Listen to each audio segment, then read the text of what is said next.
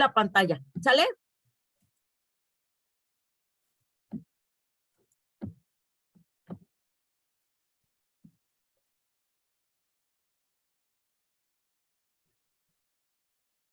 Bueno, entonces fíjense bien, vamos a empezar, ¿sí?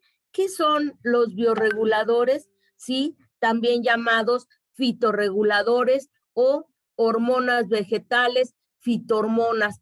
Todos estos nombres pueden ustedes buscar, ¿sí? A estos compuestos. Entonces, estas fitohormonas son compuestos producidos por las plantas activos a muy bajas concentraciones, ¿sí? Con esto queremos decir que cuando ustedes adicionan de manera artificial estos bioreguladores, tienen que ser apegándonos a las cantidades que están señaladas en los envases, en las bolsas, ¿sí? O en las cajitas, en los frasquitos, ¿sí? Y estos compuestos van a regular los procesos fisiológicos de las plantas, por ejemplo, la germinación, ¿sí? El crecimiento, la floración, la formación de frutos, respuesta a tropismos, ¿sí? En condiciones de estrés, entre otros. ¿Qué es la respuesta a tropismos? ¿Alguien sabe? A ver, ¿quién quiere participar? ¿No? ¿Nadie? Entonces yo los invito a participar de manera obligada, ¿sí? Vamos a empezar precisamente ya aquí, ¿sí? ¿Qué es un tropismo? A ver, Miguel.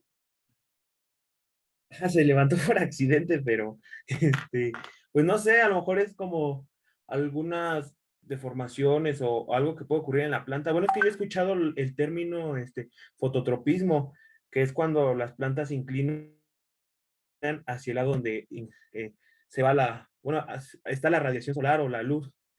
Muy bien, ahorita le doy la palabra a Alan. Fíjense bien, el fototropismo si tiene el prefijo foto, es luz. Entonces, tropismo son todos aquellos estímulos, ¿sí? Que estos estímulos van a tener una respuesta por las plantas y puede ser hacia la luz. Entonces, la respuesta de las plantas a este estímulo es dirigir su crecimiento a donde está la luz. En el caso de la raíz, ¿qué tropismo tiene? ¿Positivo o negativo? ¿Quién sabe? Esto Negativo. lo vimos negativo, ¿verdad? ¿Y el tallo? Positivo. Positivo. De ahí que se ejercen una atracción en direcciones opuestas y de ahí que las plantas van a poder tener, ¿sí? Esa posición erecta, ¿sí? Y estos bioreguladores, después de que fueron descubiertos por los fitomejoradores, van a tener una aplicación muy, muy importante porque favorecen los objetivos de la horticultura. Recuerden que la horticultura tiene como objetivo producción de plantas de cualquier tipo, sí, en grandes cantidades y en condiciones cortas de tiempo o en condiciones controladas. Entonces aquí vemos que estas sustancias fueron descubiertas y que ahora se aplican de muchas maneras. ¿Por qué de muchas maneras? Pues porque cuando nos interesa tener producción de germinados, vamos a utilizar un bioregulador o una fitohormona. Cuando queremos la presencia de flores, vamos a utilizar la fitohormona que nos permita esa floración, la formación de frutos. Entonces, eso es importantísimo, ¿sí? Y aquí tenemos que a las fitohormonas existen esos compuestos que se sintetizan, que se producen de manera artificial y se conocen como fitorreguladores o reguladores del crecimiento vegetal y son compuestos naturales sintetizados por microorganismos del suelo y microorganismos asociados a las plantas, ¿sí? Y bueno, de aquí también vemos que estos fitorreguladores van a ser sustancias químicas que van a tener una función muy importante para cada una de las plantas, ¿sí? Y bueno, también existen otras sustancias que van a inhibir, ¿sí? La producción de estas fitohormonas que se conocen como antagónicos, ¿sí? Y por ejemplo, cuando la planta ya ha alcanzado su desarrollo completo, vienen estas sustancias y se inhibe este crecimiento, ¿sí? Entonces es muy importante conocerlas, ¿sí? Ahorita vamos a ver cuáles son esas sustancias, ¿sí? Profe, Entonces, mande. ¿puede poner su presentación en pantalla completa, por favor? ¿Cómo no? Espérenme tantito porque ahí voy. ¿Eso dónde es? Eso es acá abajo, ¿verdad? Es que no sé cómo hacerlo. Pero ahí entonces, arriba, en donde están las flechitas, en la barra naranja, del lado izquierdo superior. déjeme dejar de compartir y ahorita lo hago. Espérenme un momentito, Paulina, ahí voy. Déjeme lo hago en mi presentación que tengo aquí en el PowerPoint, y aquí le doy, listo, y ya está, ahora sí, y ahorita me voy otra vez a compartir pantalla. Un momentito, ¿eh? Ahora sí. Déjenme compartir la pantalla. Ahí voy. Tengan paciencia con su maestra.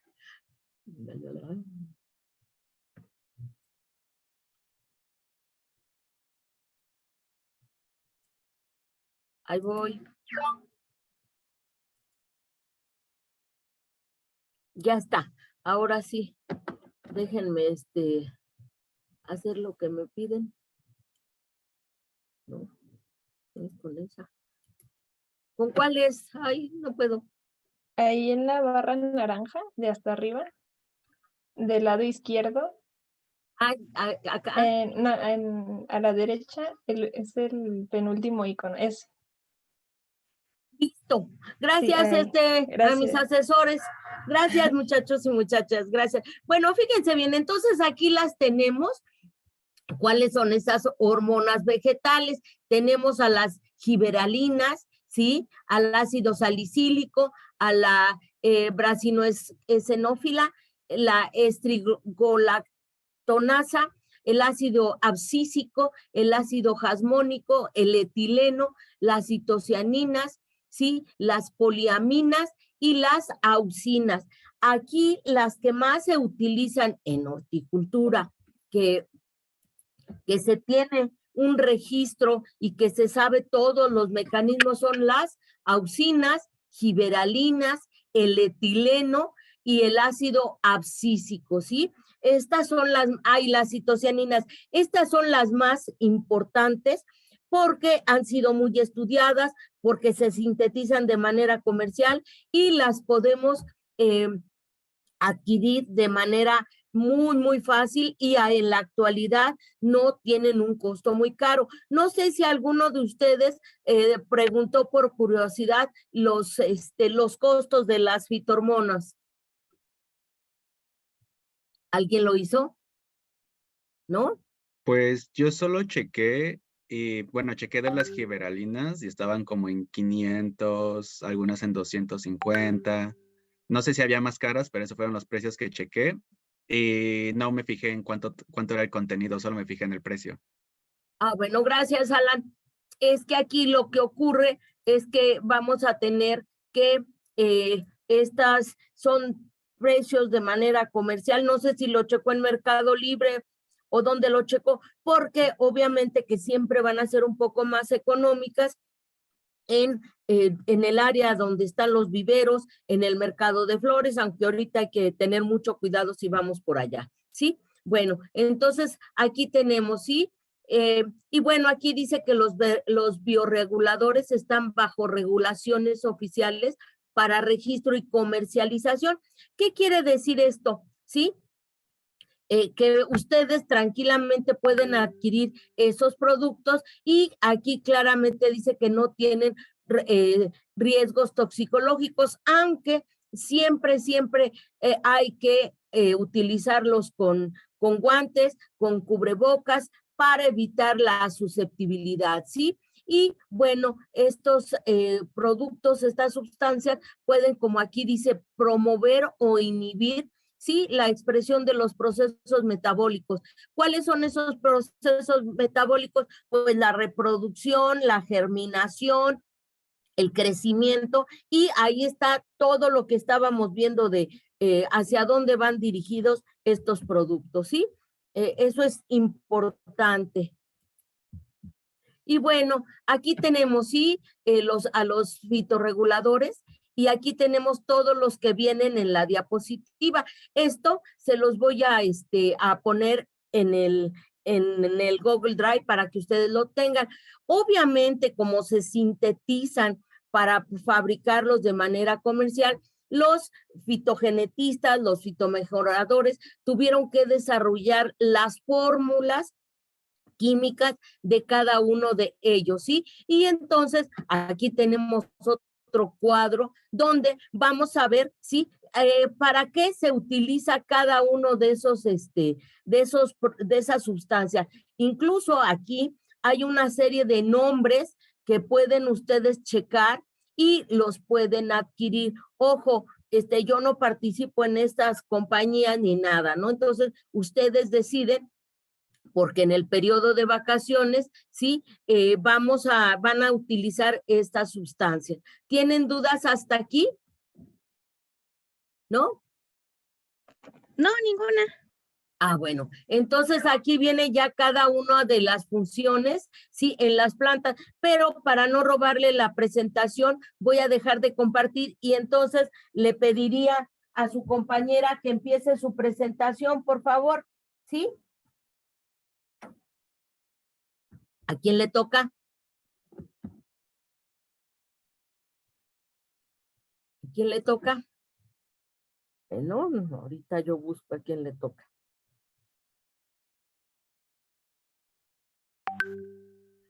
Marlene, ¿está Marlene? Dijo que iba a entrar un poquito tarde. Ok, y entonces, Alan sí está, ¿verdad? Sí, aquí estoy. Entonces, ¿nos puede compartir su presentación, por favor?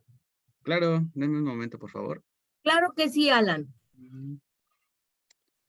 Okay. Diana y Naomi, por favor, pueden hacer la lista de asistencias porque tengo que entregar los probatorios a la coordinación, ¿sí? Sí. Gracias. ¿Ustedes sí fueron a la facultad? Sí, estamos en la facultad. Por diseño. Bueno, cuídense mucho, ¿eh? Sí. Cubrebocas, lo más que puedan. Sí.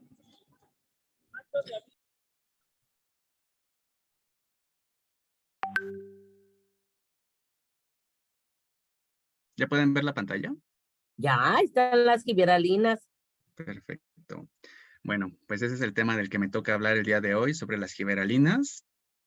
Y es que son las giberalinas, o conocidas como GAS.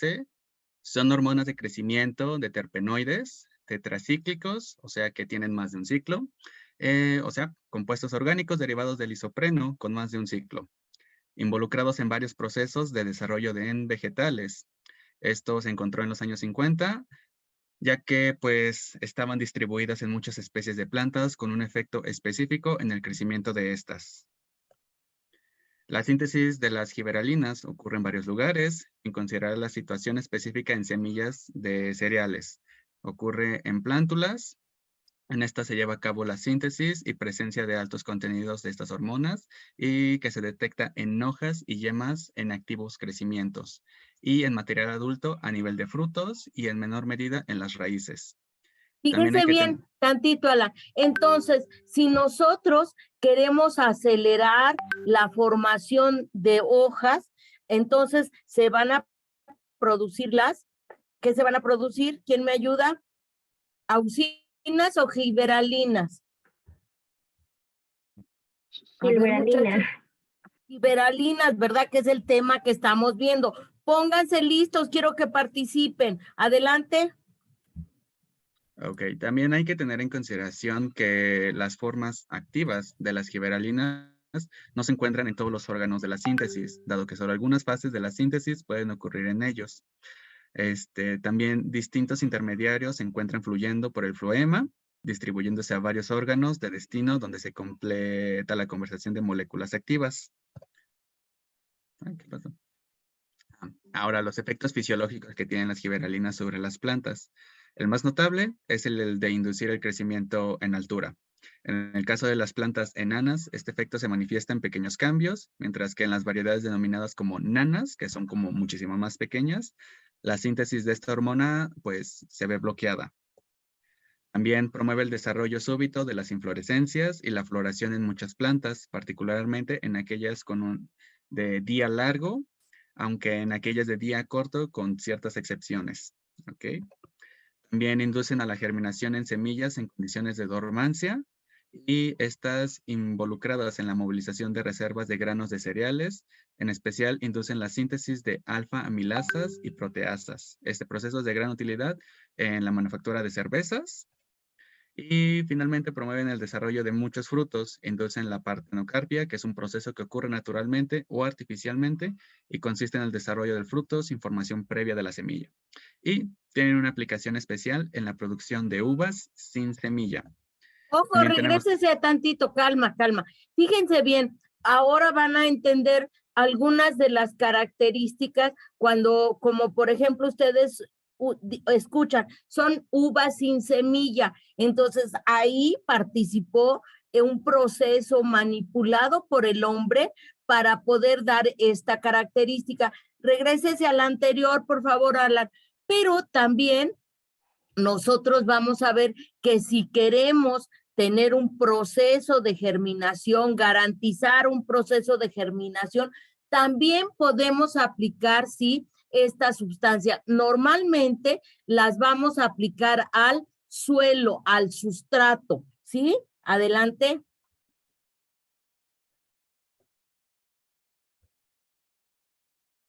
Tenemos entre otras particularidades de las giberalinas que provocan la elongación de tallos, la movilización en ciertas reservas en semillas al inicio del proceso de germinación, transición de la fase juvenil a una fase adulta en la plántula, una iniciación floral y determinación del sexo de la planta, desarrollo del fruto, partenocarpia, germinación y malteado en la cebada, como mencionamos antes en el Tantito. desarrollo. A ver, ¿ustedes entendieron lo que dijo aquí su compañero? Determinación del sexo. ¿A qué nos referimos con eso? ¿Quién sabe? ¿Carlos o Kelly o Jocelyn? Jonathan, levante la mano. ¿Quién sabe a qué se refiere este concepto? Es Kelly. como A ver, que la Kelly. planta, como que la planta define si va a ser como la que genera como los óvulos o la que los recibe, ¿no? Y, ojo, acuérdense que las flores, que es donde se localiza el aparato reproductor, existen de diferentes tipos, ¿sí? ¿Cómo son este tipo de diferentes flores? Hay flores que son hermafroditas, que tienen aparato reproductor femenino y aparato reproductor masculino en la misma flor. Existen otras plantas que tienen flores monoicas, es decir, ¿qué quiere decir monoica? Que en una flor vamos a encontrar el aparato reproductor femenino y en otra estructura, pero en el mismo individuo, el aparato reproductor masculino, ¿sí?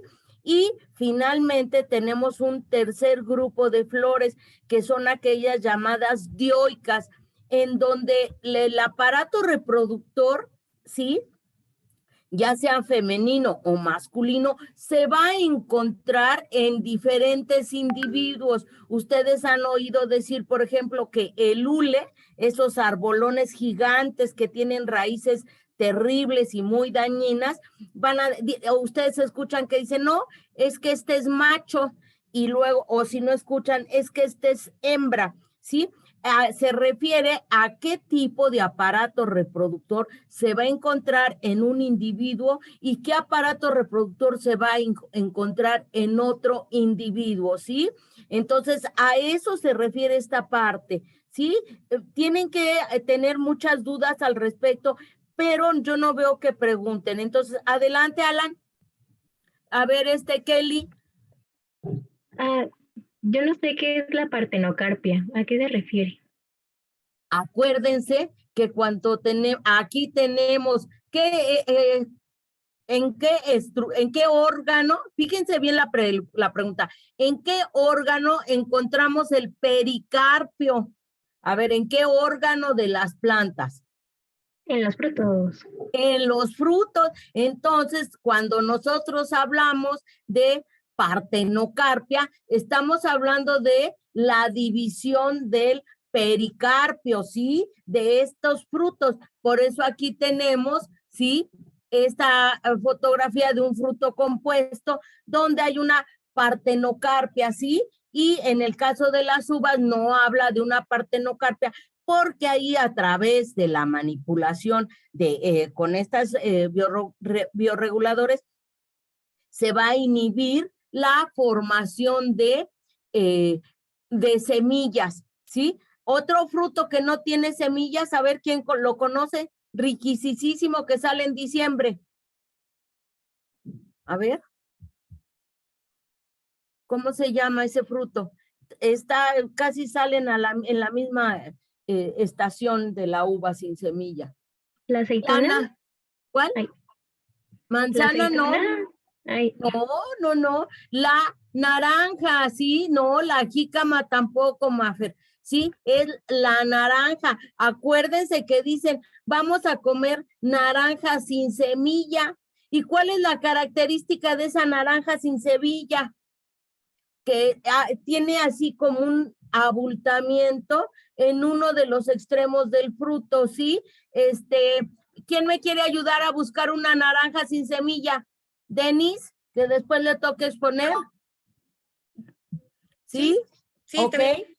Me avisa para que la puedan ver. Naranja sin semilla, uva sin semilla. Ahora entienden muchísimos más conceptos que a lo mejor les parecían coloquiales. Sí, adelante, Alan. Sí, un momento. Y pues ya, en general eso es todo lo que tiene que ver en relación a las giberalinas. Como lo que encontré es que van como muy de la mano con las auxinas también, pues ahora solo falta la otra parte. Y esta es la fuente de consulta. Gracias por su atención, chicos. Bueno, Si no es que a ya están ver, dormidos.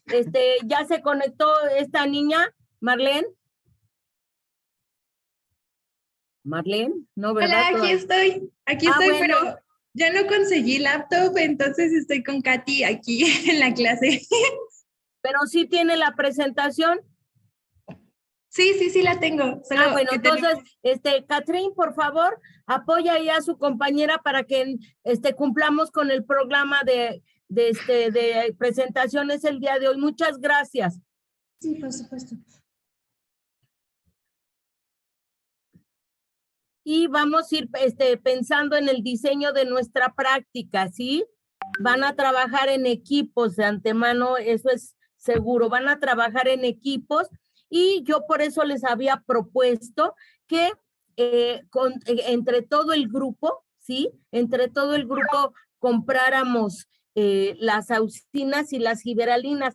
En el laboratorio tenemos auxinas y tenemos giberalinas, pero habría que revisar la caducidad. Son productos caducos porque son de síntesis orgánica. Entonces, dependiendo el tipo de almacenamiento, van a poder tener una efectividad, aunque haya la fecha de caducidad. Pero vamos a ver, Diana y Naomi, por favor, ayúdenme buscando el precio de las auxinas y giberalinas, por favor, de manera comercial. Ojo, no en Mercado Libre, ¿sí? Yo no sé si en Mercado Libre sean más económicas, pero alguien tendría que estar al pendiente para recibirlas. ¿Cómo ven? Sí, maestra. Ok, gracias. Levanten la mano quien bueno, vamos a ver los costos y después ya decidimos. ¿Sale? Adelante.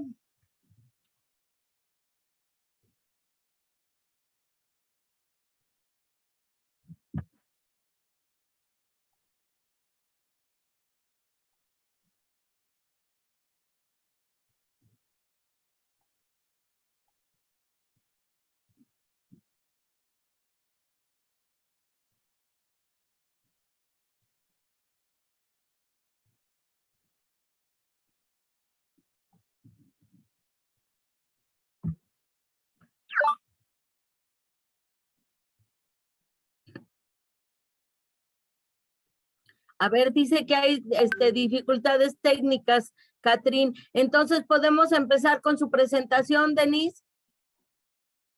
Sí, está bien, voy. Gracias, Denise.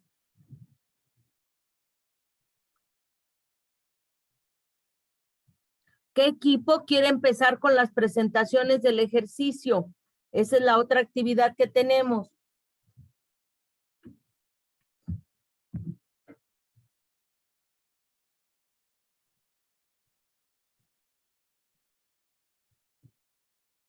Estas presentaciones, por favor, al Drive.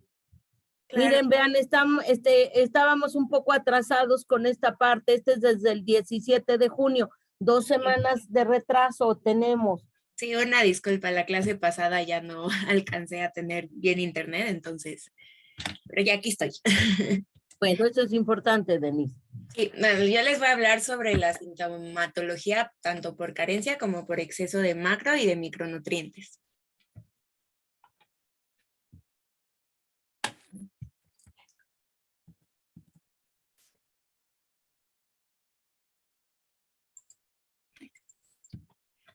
Primero que nada, voy a hablar un poquito de cuándo se presentan.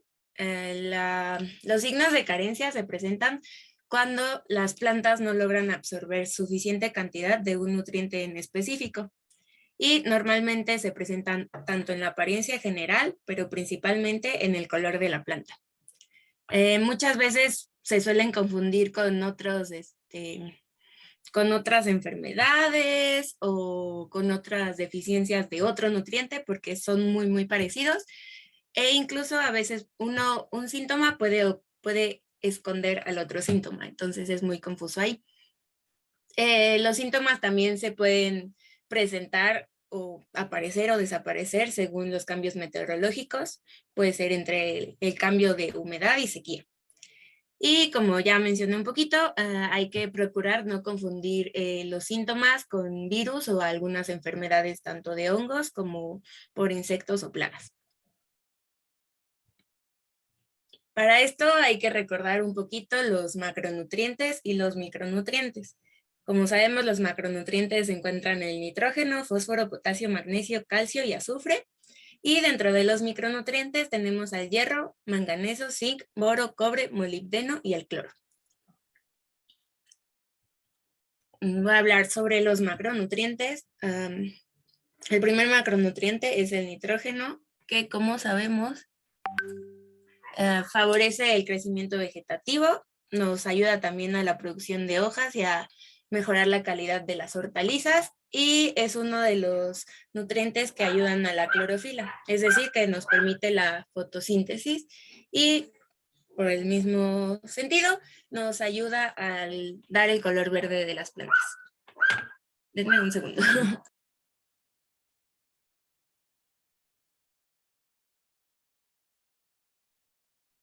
Listo. En cuanto a los síntomas de deficiencia, podemos encontrar que las plantas tienen un crecimiento un poquito retrasado y crecen plantas poco saludables y plantas pequeñas. Otro de los síntomas es la pérdida del color verde y como bien mencioné anteriormente, es muy común en todas las deficiencias de todos los nutrientes, entonces hay que saber diferenciarlas.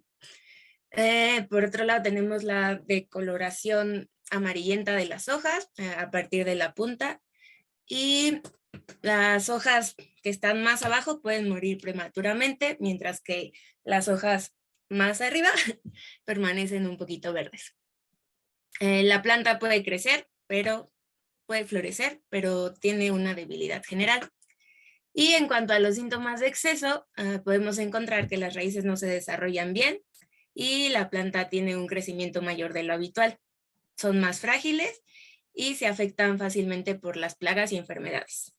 El follaje no es tan abundante y las hojas se tornan un color un poquito verde más oscuro. Y los árboles frutales, hablando de ellos, puede aparecer gomosis, que significa la exudación de goma por el tronco y por las ramas. A ver, ¿dónde sería un ejemplo de gomosis bien común y bien frecuente? A ver. ¿Quién sabe? Esto es bien común y a veces yo propongo que se limite el uso de esta especie vegetal. Si yo les digo, en qué especies vegetales la gomosis es uno de los síntomas más frecuentes.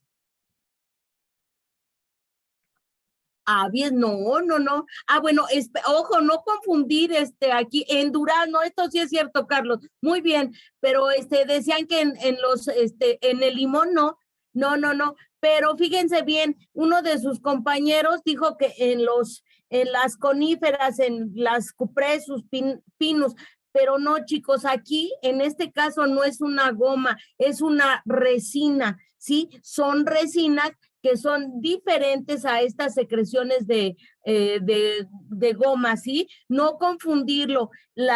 Estas excreciones de resina también se deben a la presencia, sí, de algunos organismos dañinos que van a hacer que el árbol reaccione con esta presencia de estas resinas. Por ejemplo, en el caso de los descortezadores, de los barrenadores, de las coníferas, hay presencia de esta resina, pero es diferente la resina a las gomosis. La gomosis más frecuente es la que se observa en el durazno, ¿sí? Los duraznos no solamente van a tener gomosis en los tallos, sino que también van a tener gomosis en los tallos. En los frutos es muy común la presencia de gomosis en durazno y malformación, poco desarrollo del fruto, pero se debe a la presencia de hongos y bacterias, pero en el caso de los tallos sí se debe a esta parte, ¿sí? Y eso es un hongo, ¿sí? Muy bien, Carlos, adelante.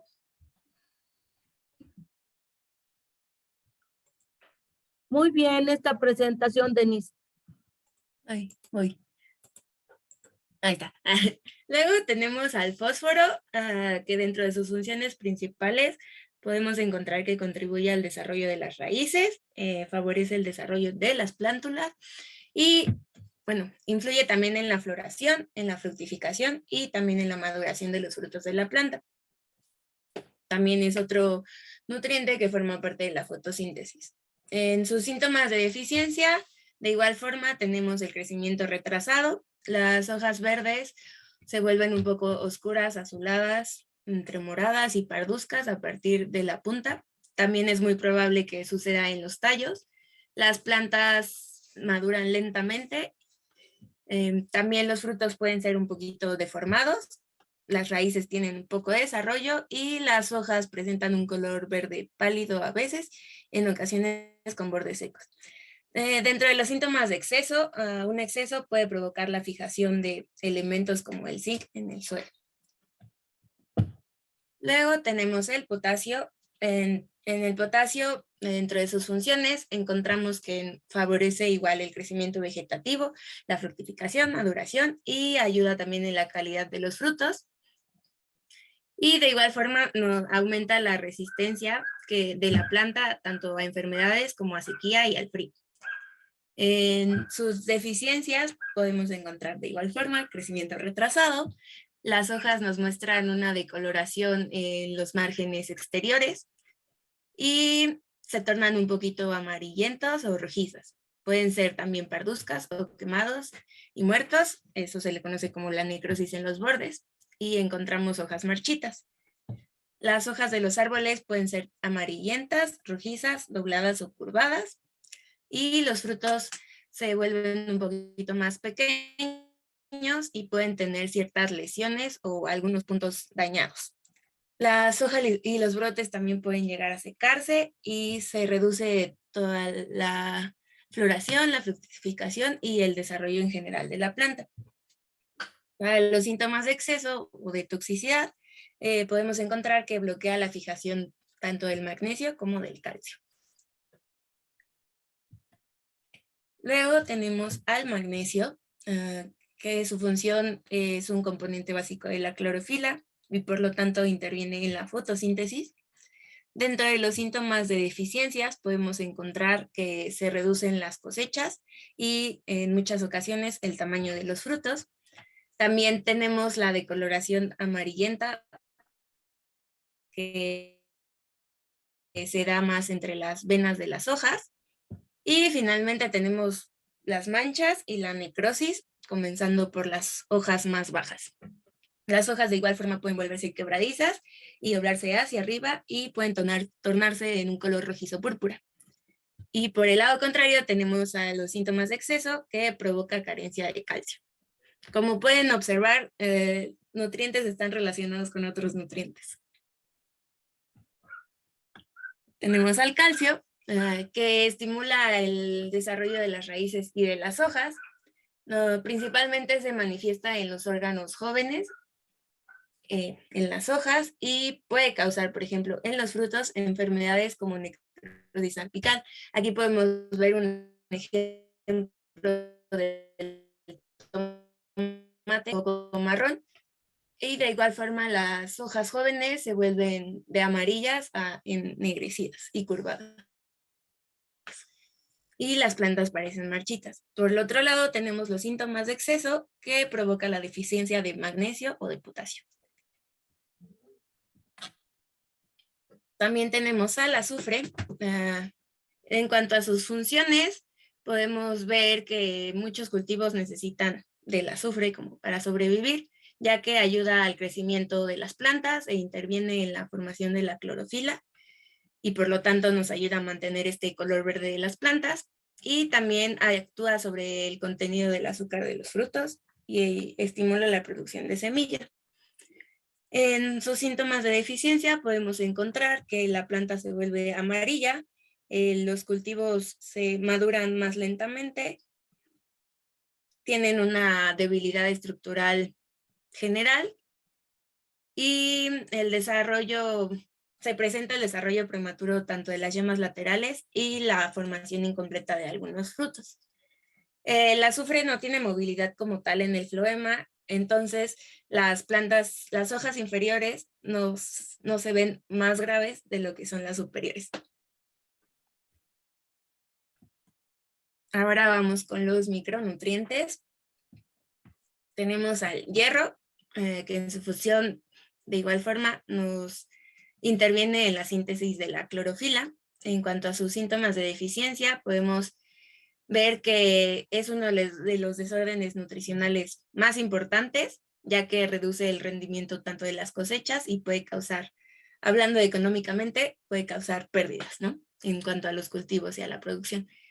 El hierro de igual forma es un elemento poco móvil en el floema de las plantas, por lo que sus síntomas se presentan en las hojas y se presenta una clorosis intravenosa, es decir, que las hojas se vuelven amarillas con venas verdes, como podemos mostrar, como se puede observar en la primera imagen. De igual forma tenemos que los síntomas también se presentan en las hojas adultas. Cuando sucede esto es que la deficiencia ya es más grave. Y por el lado de la toxicidad, tenemos que sucede gracias a un pH bajo en el suelo y produce manchas necróticas en las hojas. También tenemos al manganeso. En sus funciones tenemos que fomentar la formación de algunas raíces laterales y nos ayuda para activar el crecimiento. En cuanto a los síntomas, produce también clorosis intervenal en las hojas y en la aureola verde alrededor de los nervios. Es decir, que las hojas más viejas tienen clorosis y también pueden obtener lesiones tanto necróticas como malformaciones. Por el lado contrario, tenemos que se pueden dar manchas de color café rodeadas por una zona clorótica circular. Luego tenemos el zinc, otro de los micronutrientes que nos ayuda también en la formación de la clorofila y a resistir también las bajas temperaturas. En cuanto a los síntomas de deficiencia, podemos observar que nos rinde un poquito el rendimiento es un poquito menor en los cultivos y puede producir que se reduzca la altura de la planta, que existan también manchas marrones tanto en hojas superiores. También se da la clorosis en hojas nuevas y manchas necróticas. También podemos observar que las hojas viejas aparecen como un poquito bronceadas y es más fácil que caigan.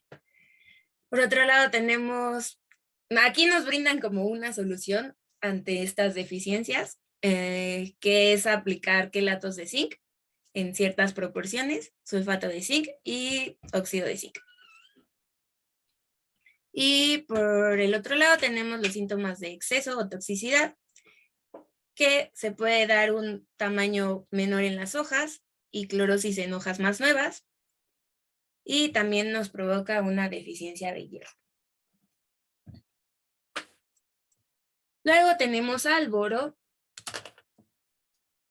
que nos ayuda, interviene en el rendimiento y en la calidad de las cosechas, y es determinante para el desarrollo tanto de las semillas como de los frutos.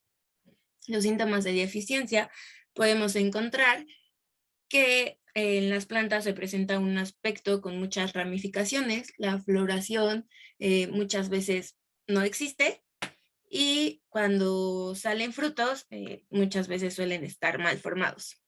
El crecimiento en las hojas y en los tallos es más lento y puede ocurrir la muerte de los ápices y los brotes laterales.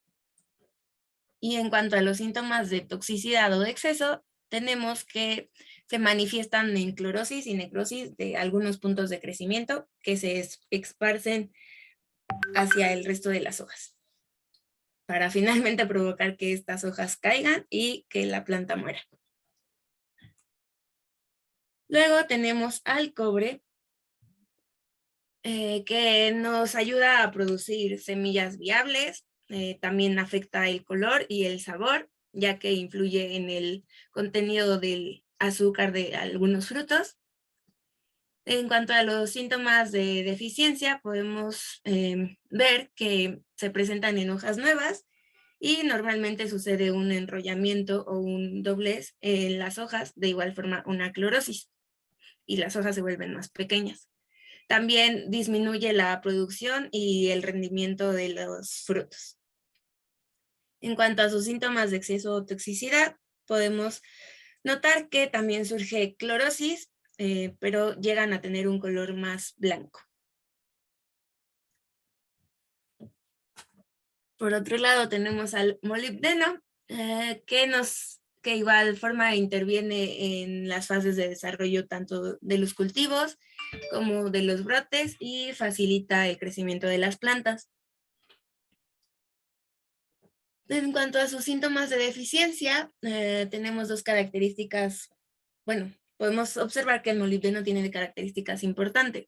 Una, que es un nutriente que sí es móvil en el floema a comparación de otros nutrientes, y por consiguiente sus síntomas se presentan o se manifiestan en las hojas más intermedias y en las viejas, pero suele suceder que se propaga hacia el tallo y hacia las hojas nuevas. De igual forma, tenemos que su disponibilidad disminuye a medida o proporcionalmente que disminuye el pH del sustrato. Entonces, para poder comprobar que tiene una deficiencia por falta de molibdeno, tenemos que verificar también el pH del sustrato. Por otro lado, tenemos que las hojas tienen un tamaño más reducido, pueden ser cloróticas y obtener algunos moteados de color marrón. En cuanto a sus síntomas de exceso o de toxicidad, las hojas muestran un color un poquito amarillo dorado, pero en realidad no es tan importante para los cultivos. Finalmente tenemos el cloro, que nos ayuda igual al proceso de fotosíntesis.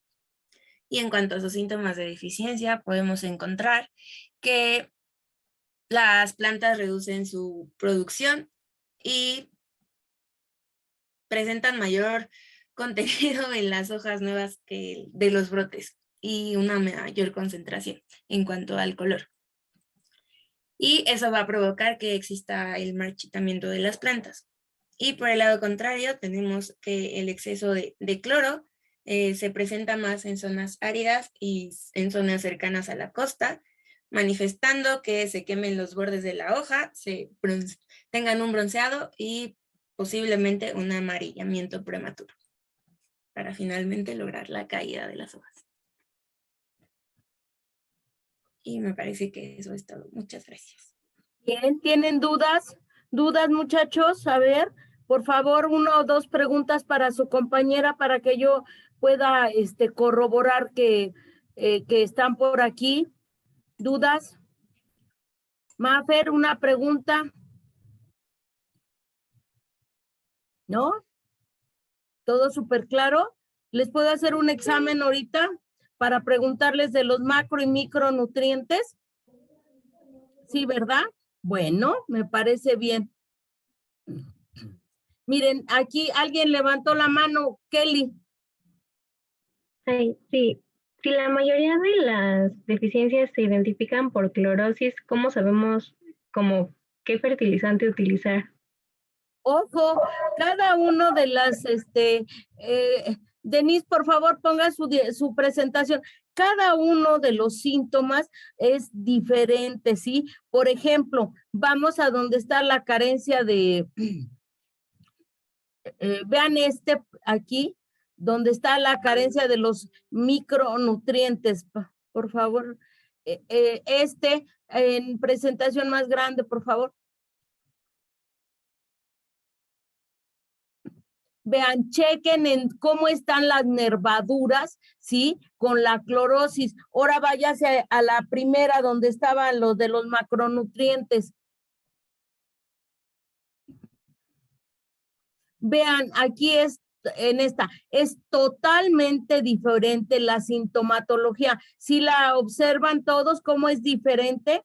Entonces, a través de esto nosotros podemos, sí, ir distinguiendo y separando cuál es el macro o micronutriente que falta en el suelo. La recomendación general es de que previo a que se proponga la paleta vegetal, a que se siembre la paleta vegetal, se haga un análisis de suelos. Pásese a la siguiente, por favor. Tenía otra donde se ve claramente las nervaduras. Vean aquí, miren, vean, aquí tenemos potasio y vean aquí que está en el ápice de la hoja, ¿sí? Es totalmente diferente a la que vimos de nitrógeno. Regrésese a la anterior. Otra. No, más adelante entonces, por favor. Otra. Aquí. En esta, la que sigue. Esta. Vean cómo se ve totalmente diferente la sintomatología de manganeso, ¿sí? Entonces, si yo estoy escuchando perfectamente bien y estoy tratando de guardar esos síntomas, pues voy a poder proponer el tipo de fertilizante o el tipo de abono que yo conozco, ¿sí? ¿Ya se le aclaró la duda? ¿Sí?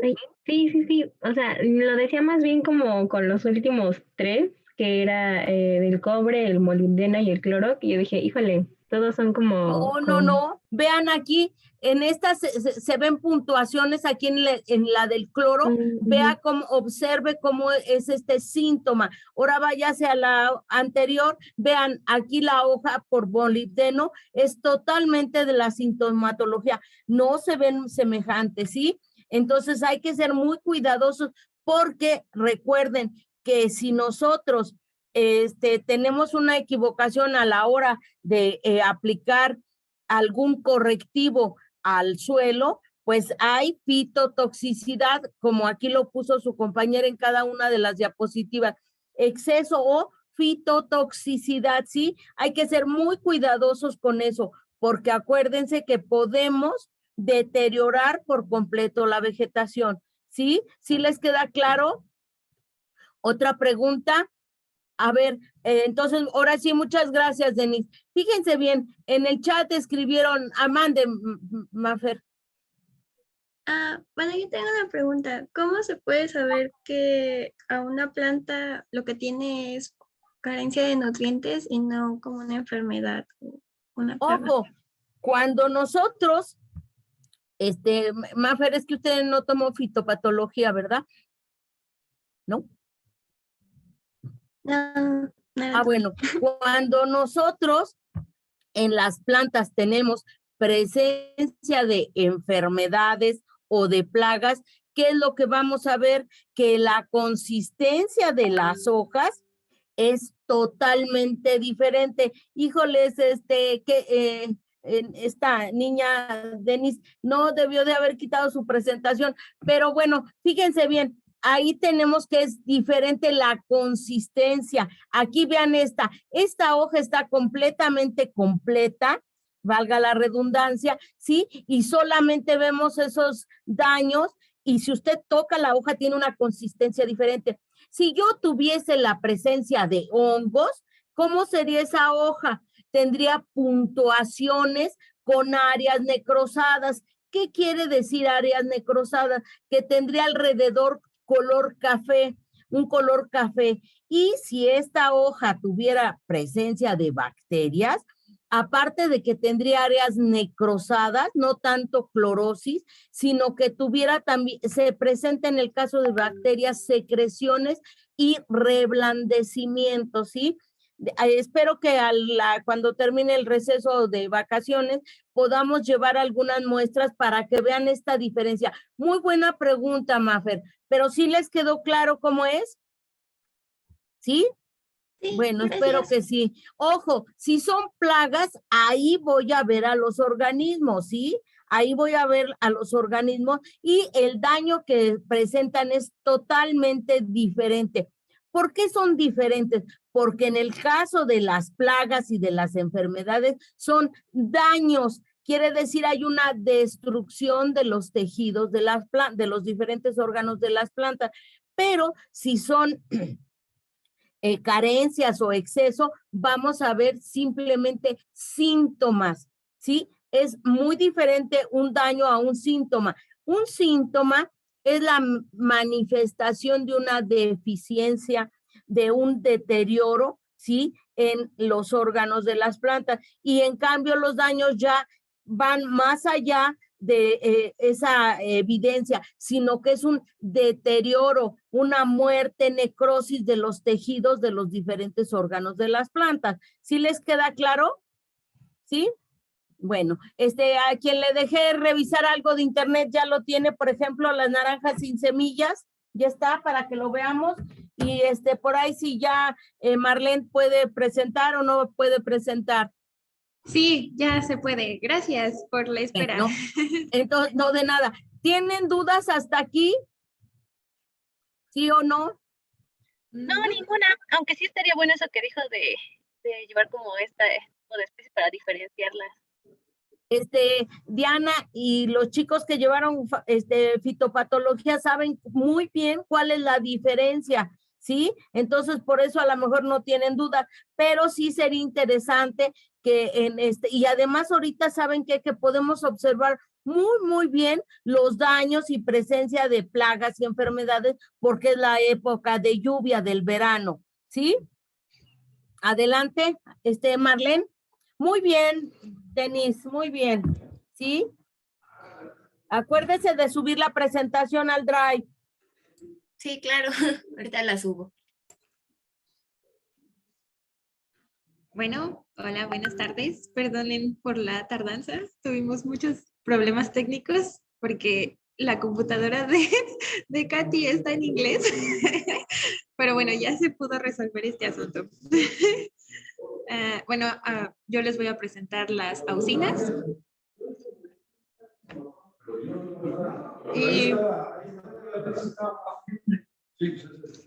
Y pues, ¿qué son las auxinas? Son un grupo de fitohormonas que actúan como reguladoras del crecimiento de las células y tejidos vegetales. Estas hormonas activan la velocidad del crecimiento de las plantas, especialmente en la parte superior, y determinan el desarrollo de brotes laterales y raíces, hojas, flores y frutos. Es importante saber cómo actúan en las plantas para que se pueda utilizar de una mejor forma. Se sintetizan en las partes de las plantas donde nacen las hojas y los tallos, es decir, en los meristemas. Creo que eso ya lo había mencionado. Entonces, bueno, aquí lo retomamos, que esto es en la parte del ápice de los tallos, los cuales podemos diferenciar como un pequeño bulto.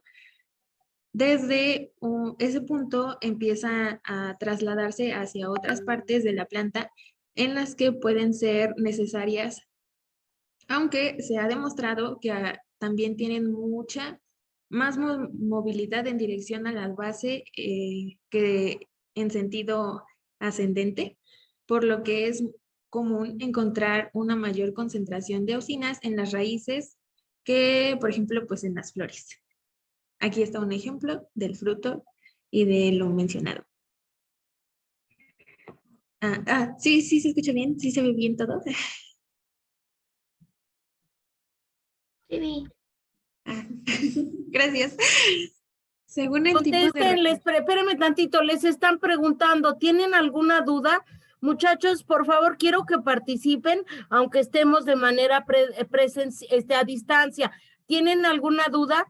Sus compañeras que presentan se esfuerzan mucho para tratar de explicar lo mejor que pueden. Este esquema que tiene aquí su compañera que nos va a explicar ahorita es importantísimo, ¿sí? Adelante. Muchas gracias. Según el tipo de regulador de crecimiento auxínico, se hace, que se utilice, puede existir un raleo, que es la eliminación de parte de la competencia. Esto es muy importante, como ya había mencionado la profesora, porque esto, pues lo que hace es que va dejando los frutos, solamente los más grandes, lo que genera una mejor redistribución de los hidratos de carbono y favorece pues el crecimiento de esos frutos que van quedando.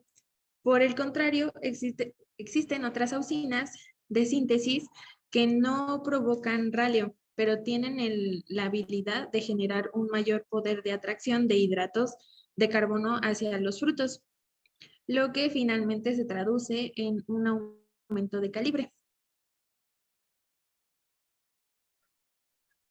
En esta imagen, espérenme, tenemos, esto lo vamos a poner para acá. Esta es una imagen de cómo es el desarrollo. En la parte de en la imagen A son producidas por los óvulos para su desarrollo, pero también se desplazan mediante transportadores P y N para de esa forma, al salir del ovario, ir formando el sistema vascular del pedúnculo. En la imagen B sí se genera mayor cantidad de etileno que de auxinas en las células de la zona de abscisión, pero este etileno bloquea el transporte de las auxinas y activa el proceso de abscisión en las células de la ZA, que son las zonas de abscisión, induciendo finalmente la caída de los frutos.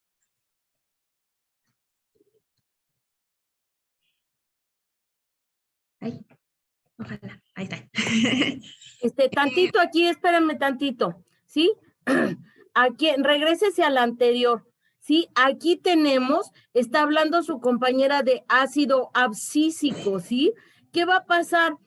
Aquí vamos a tener que si nosotros estamos también añadiendo, adicionando una mayor cantidad, ¿qué va a pasar? Que el exceso también va a producir la caída de las hojas, ¿sí? Las plantas de manera natural, sobre todo los caducifolios, ¿sí? Va a originar que las hojas se caigan.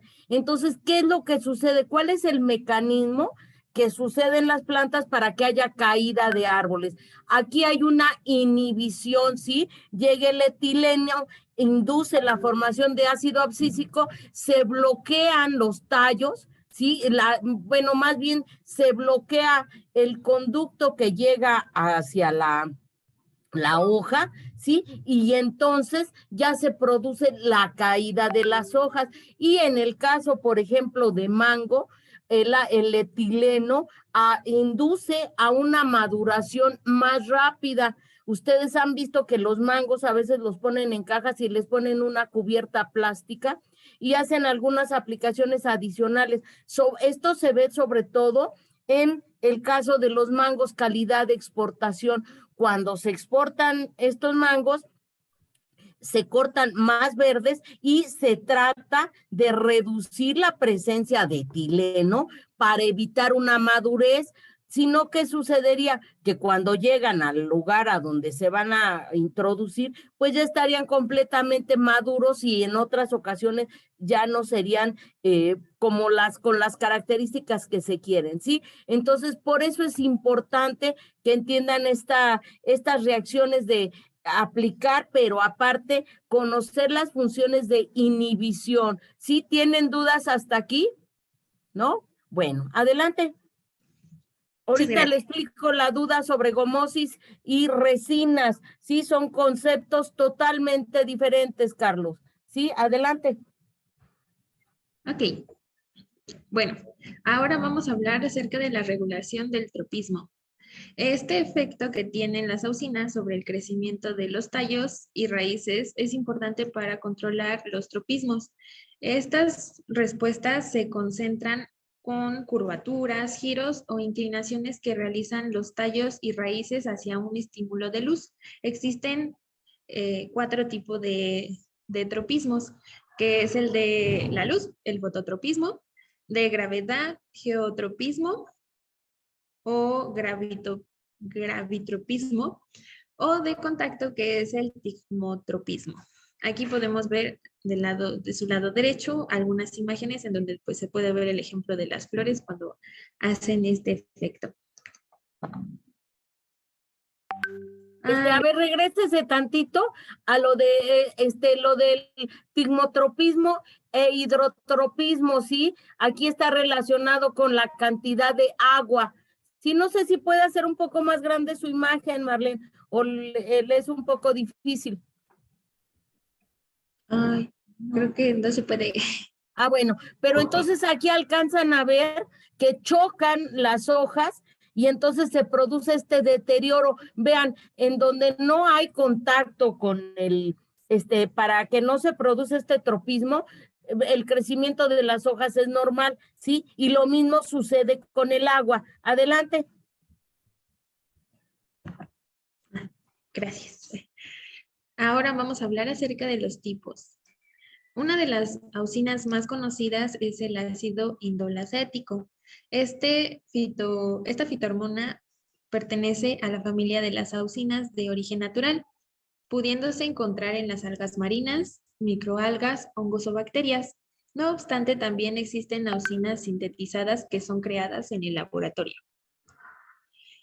Entonces están las dos clasificaciones, las naturales y las sintéticas. En las naturales, uno de los precursores de las auxinas naturales son el zinc y el aminoácido triptófano, por lo que gran parte de las auxinas naturales son derivados de estos elementos. Entre sus principales tipos encontramos el ácido indolbutírico, De esta usina destaca que se puede localizar tanto de forma sintética como de forma natural en pequeñas cantidades en organismos vivos.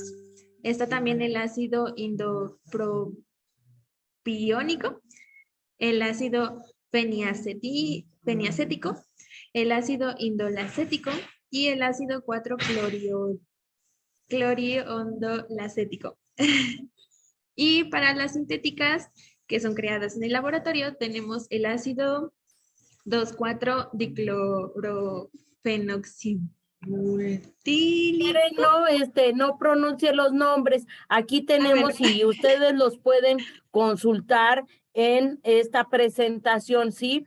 Aquí lo más importante es que ustedes vean, tenemos que hay secreción, producción de manera natural, ¿sí? Y por el otro lado, dada la importancia que tienen estos fitorreguladores, van a poder haber en presentaciones sintéticas. Ojo, otra vez volvemos como con los fertilizantes. Yo no voy a encontrar una presentación donde diga, bueno, lo que yo necesito es el ácido indolbutírico, entonces voy y pido ahí a donde están las cosas de jardinería, las plantas, los viverismos, estos sobres, no va a haber, sino que de manera general, ahorita yo voy a completar la presentación con lo que yo les inicié en la clase el día de hoy, para que vean cómo es esta parte, ¿sí? Es como los fertilizantes no se encuentran de una manera individual o como elementos, como macro y micronutrientes, sino que son compuestos. Recuerden la definición que yo les leí al principio de la clase. Son compuestos. ¿Sí les queda clara esta parte? Bueno, sí. Espero que gracias, Diana, por contestar. Gracias. ¿Sí? Adelante. Bueno, y ya para finalizar, puse las imágenes y bueno, los ejemplos de algunas auxinas naturales. Precisamente para que hubiese un poquito más de entendimiento de cómo se manifiestan físicamente estas auxinas.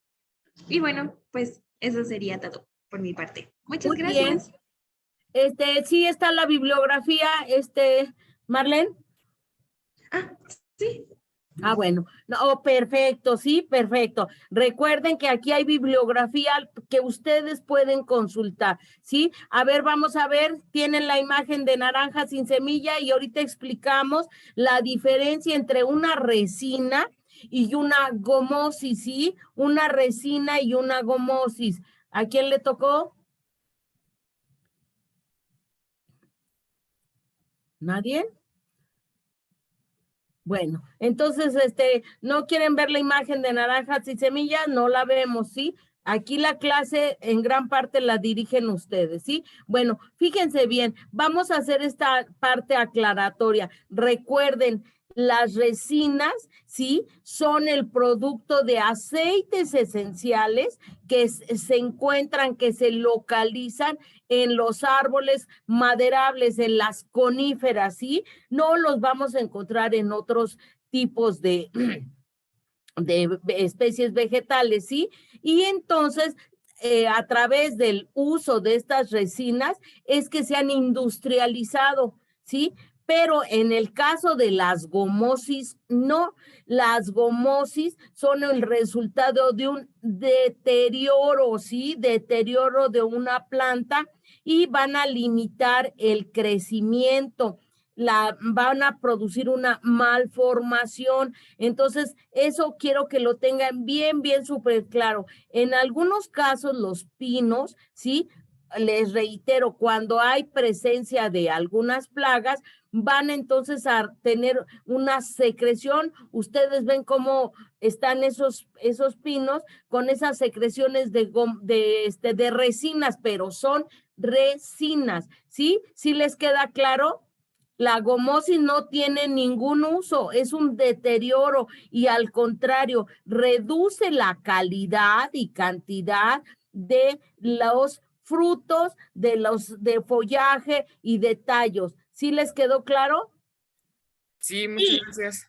Bueno, sí, porque no quiero que se confundan, son cosas diferentes. Es como en el caso de los cítricos. Los cítricos, sí, tienen en el exocarpio, sí, tienen una serie de glándulas que van a estar secretando aceites esenciales y esos aceites esenciales sí se industrializan y ustedes ven que tenemos el aromatizantes con esos aceites esenciales, pero es alguna parte natural. Pero la parte de las gomosis es un deterioro, ¿sí? Es el resultado de la presencia de un agente nocivo, ¿sí? Puede ser un hongo, una bacteria, ¿sí? ¿Sí les queda claro? Bueno, entonces vamos a continuar. ¿Y cómo es el nada más, tratamiento? Ay, perdón. dígame. ¿Cuál es el tratamiento para alguna especie que tenga gomosis? Para las gomosis son hongos, sí, la gran mayoría de las veces son hongos que son difíciles de controlar. Generalmente se aplican fungicidas sistémicos, es decir, van al suelo, pero ahorita le contesto a Catrina o Marlene, pero hay que tener muchísimo cuidado de la fenología de la planta. Si tenemos fructificación, si ya hay formación de frutos, tengo que revisar, ¿sí? El intervalo de seguridad del fungicida.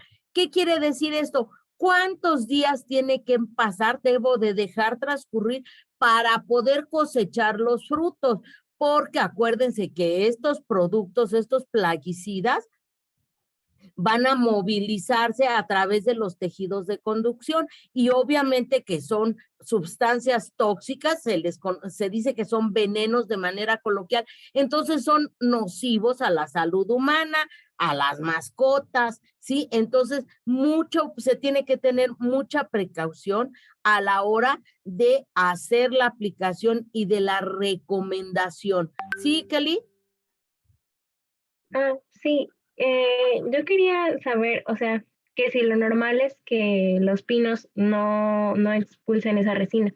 Lo normal, Sí, lo ¿qué es lo normal normal? es que no expulsen la resina. Lo normal es de que a través de un procedimiento, cuando se cortan, cuando se tala, ¿sí? Es cuando se extraen las resinas y también aceites esenciales para hacer el pinol, para hacer todos los productos que se utilizan, ¿sí?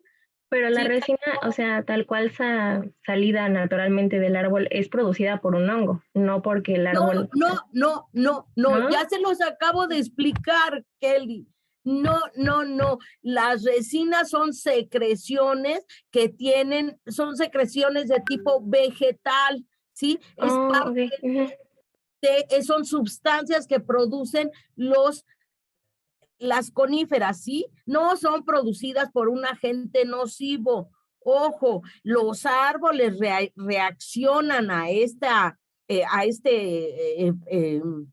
actividad externa, pero de manera natural ellos producen esas partes. Eso lo vimos en botánica, ¿sí? No sé por qué le surgió esta duda. Son procesos totalmente diferentes, ¿sí? La gomosis es el resultado de la interacción con un organismo nocivo, hasta ahí, ¿sí? Y es un deterioro. En el caso de las resinas, no, ¿sí? ¿Ya les queda claro? ¿Sí o no? Bueno, su participación el día de hoy es nula, a excepción de algunos. Entonces, eso se va a reflejar en la evaluación. Mande, Catherine. Hola, estoy en el anexo ahora y quise venir para mi tierra porque quiero plantar mis plantas y voy a encender la cámara porque no sé, esa tierra la encontré en el salón y no sé si es la mía. Si la puedo llevar. Afortunadamente está abierto el laboratorio, pero ahorita no está permitido. Yo por eso no estoy ahí, porque la indicación era no asistir a la unidad, Catherine. Yo no, usted no marcó su tierra, pero pues la puede utilizar, espero que no aparezca otro dueño, ¿sí? Entonces, ojo, hay que respetar las indicaciones que nos mandan las autoridades por su propia salud, ¿sí? Sí, muchachos, si no yo estuviera ya con ustedes, pero claramente decía que se suspendían todas las actividades, ¿sale? Bien, Catherine, entonces la puede utilizar, esperemos que no haya mayor problema. ¿Nadie reconoce esa tierra de alguno de ustedes? No.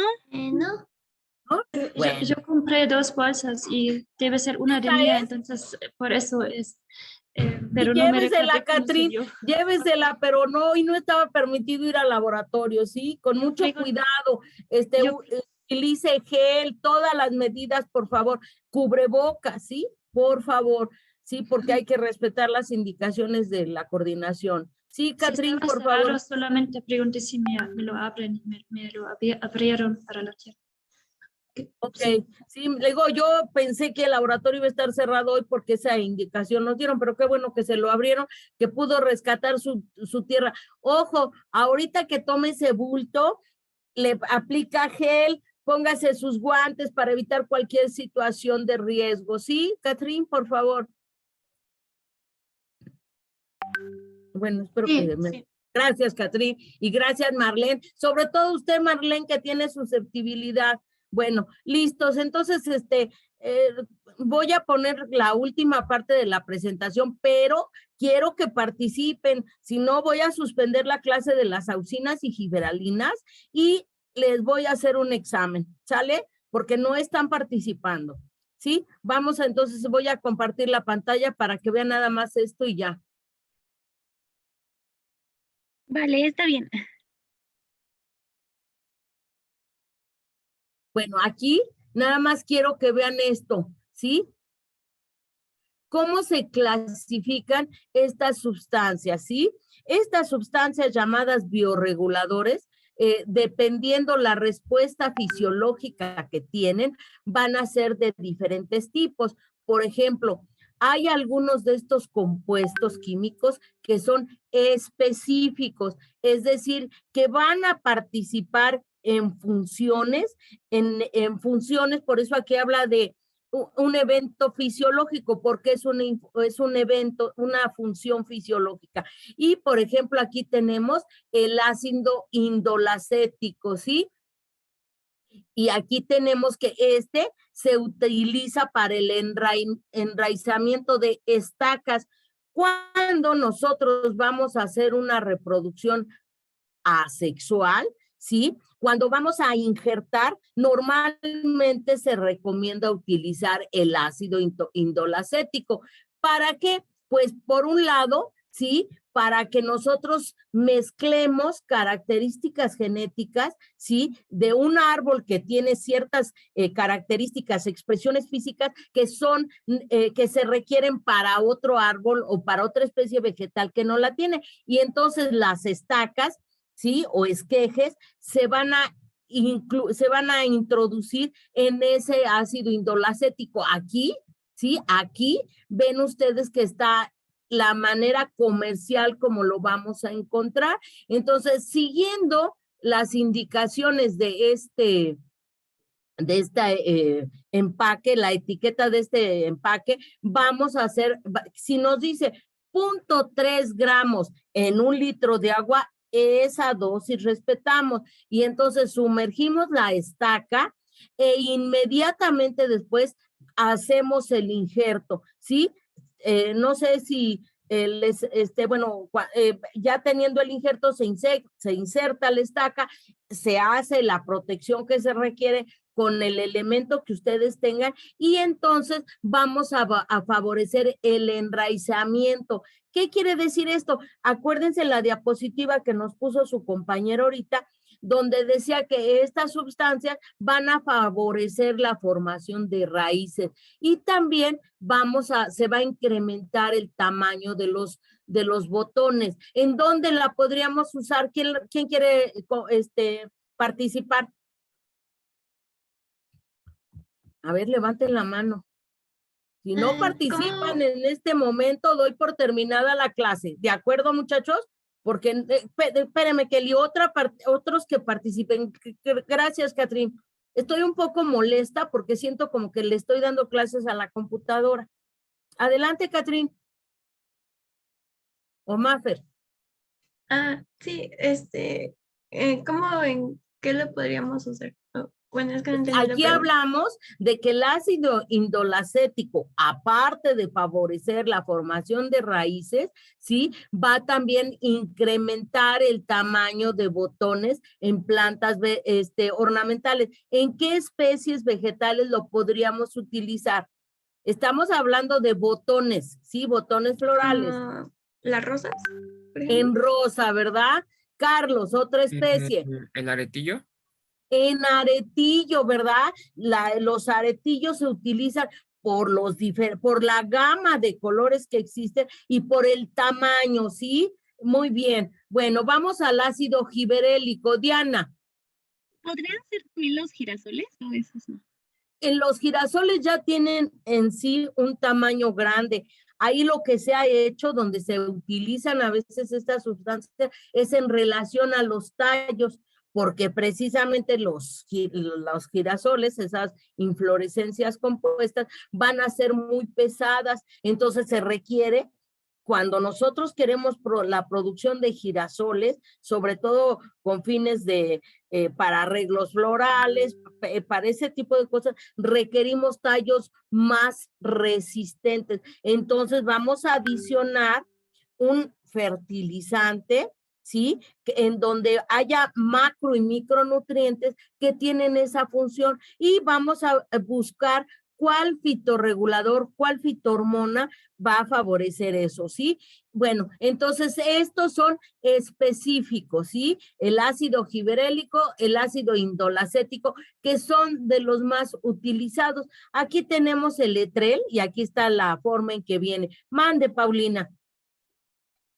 Tengo una pregunta, ahorita me surgió, ¿cómo sabemos en qué momento se requiere, por ejemplo, una fitohormona y no un fertilizante? ¿O pueden ir acompañados? Por ejemplo, cuando hay una deficiencia de nitrógeno o de otros nutrientes, habíamos visto que el crecimiento se retrasaba y las plantas se veían un poco saludables y pequeñas, pero lo correcto sería aplicar un fertilizante y también fitohormona.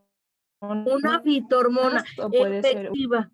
No, Paulina, efectivamente, normalmente la recomendación es que la fertilización o el abonado de los sustratos se realice al inicio del desarrollo fenológico de las especies vegetales. ¿Qué quiere decir desarrollo fenológico? Pues cuando las plantas están desarrollando su ciclo de vida. Yo puedo poner, antes de poner a germinación, a sembrar semillas, puedo aplicar un fertilizante o un abono para garantizar que existan la disponibilidad de macro y micronutrientes, ¿sí? Entonces ahí ya garantizo la salud, el estado fisiológico, el estado de salud fitosanitaria de la especie vegetal. Pero aparte, si yo tengo un objetivo para lo cual estoy sembrando esas semillas, por ejemplo, en los germinados, ¿sí? ¿Cuál es el objetivo de los germinados? Obvio, como su nombre lo indica, que las semillas germinen y tengan un talluelo y con 2 hojas, las 2 primeras hojas. Ese es el objetivo. Ahí tendría que aplicar una fitohormona. No, ¿verdad? Si yo quiero al contrario flores como los aretillos, como la rosa, como el clavel, entonces, ¿qué hago? Aplico la fertilización, que la puedo hacer en las diferentes etapas del desarrollo fenológico del rosal, y adicionalmente aplico el fitorregulador, que es el indicado. ¿Qué quiero en rosa? Tallos largos y resistentes. Aplico un fertilizante que contenga macro y micronutrientes que den esas características a la planta. Y aparte, como quiero botones grandes, entonces aplico la fitohormona que me permita esa parte. ¿sí? Si yo voy a sembrar por esquejes o estacas, pues primero, obviamente, selecciono el material vegetal que tenga los nutrientes suficientes dentro de su estructura ya como tal, y después aplico el enraizador. ¿Sí, Paulina, le quedó claro? ¿Tienen dudas? Bueno, ya me surgió otra pregunta. Dígame. Cuando aplicamos estas fitohormonas, por ejemplo, para la producción de botones, ¿hay un tiempo como específico para que funcione así y cuando se deje de aplicar ya no produce igual o cómo funciona? Fíjense bien, nosotros debemos de conocer la fenología de la especie vegetal.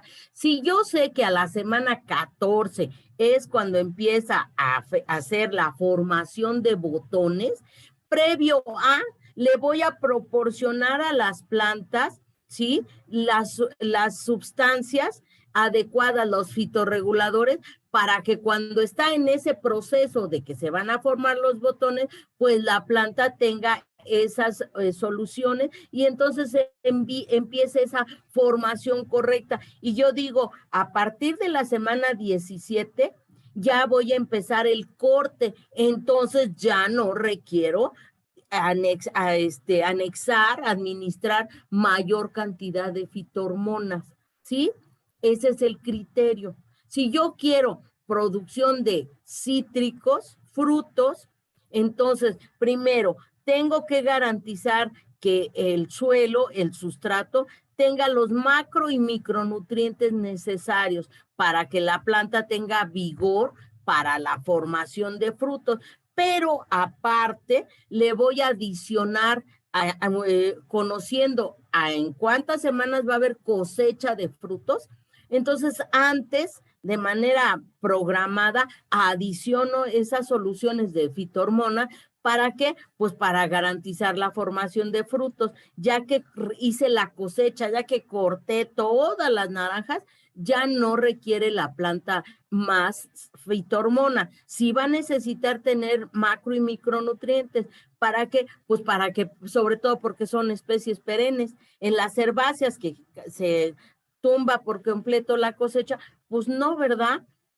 Por ejemplo, para el caso de sandía, de melón, pues se corta por completo todo, sí, ya que se cosecha, y entonces todos esos restos de follaje que quedan, yo les explicaba en la clase que después se utilizan como abonos, ¿sí? Entonces, esa es la situación, pero tengo que conocer, uno, ¿sí? La fenología, el ciclo de vida de la especie vegetal, y dos, el objetivo. ¿Yo por qué tengo este cultivo? Ah, porque quiero frutos. Ah, porque quiero flores. Entonces, viendo eso es cuando selecciono la etapa de la planta en la cual le hace más falta. ¿Qué sucede con los seres humanos? Cuando en la etapa de niños, de bebé, ¿qué pasa? Pues que les dan los elementos que les van a permitir desarrollar bien los huesos, desarrollar bien los dientes. ¿Qué pasa cuando ya las personas están en la tercera edad? Pues ya les dan otros complementos nutricionales, ¿sí? Porque pues ya pasó y tienen otras carencias. ¿Sí, Paulina? Lo mismo ocurre con las plantas. Hay que conocer su ciclo de vida. ¿Sí? ¿Dudas? Sí, ya me quedó más claro. Y bueno, otra pregunta última. No.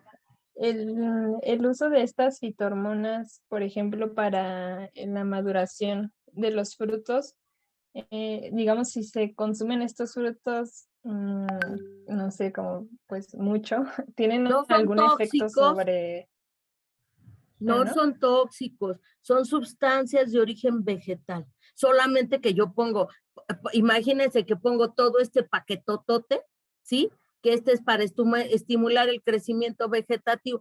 Pues primero voy a hacer que la planta crezca, que se desvíe hacia el objetivo y después puede venir una fitotoxicidad para la planta, porque son para las plantas. A lo mejor no tiene una repercusión en la salud humana. ¿A eso se refiere usted? Que si yo me como una uva que tiene exceso de ácido indolacético o de alguna fitohormona, ¿qué me puede pasar? Bueno, pues va a depender primero de mi susceptibilidad y dos, son sustancias fitohormonas exclusivas de las plantas, ¿sí? Ok, sí, gracias. Bueno, entonces estas fitohormonas pueden ser específicas, ya lo vimos aquí, y pueden ser general o de mantenimiento, ¿sí? Y aquí tenemos estas dos que les estamos adicionando a las plantas todos aquellos fitohormonas, aquellos compuestos que les pueden favorecer, permitir un desarrollo adecuado, ¿sí? Y van a evitar que las plantas tengan aparte de los fertilizantes, tengan deficiencias que impidan su funcionamiento normal. Estos son como si yo tomara un complemento vitamínico, ¿sí? Por ejemplo, me dicen, no, pues usted ya está en la tercera edad, debe de tomar muchos omegas. Tome aceite de hígado de tiburón, mucho salmón, o aparte, ¿no? Ya ahora venden cápsulas, entonces ya tomo eso para que esté bien, ¿sí? Para favorecer a que mi cuerpo tenga los elementos necesarios. Lo mismo ocurre con las fitohormonas. Aquí tenemos el agromil y el Vigofor, que precisamente se llama Vigofor porque me va a permitir, ¿sí?, que las plantas se vean vigorosas y estén vigorosas. ¿Cuál es el objetivo de la vegetación en diseño? ¿Quién anda por ahí? Jocelyn.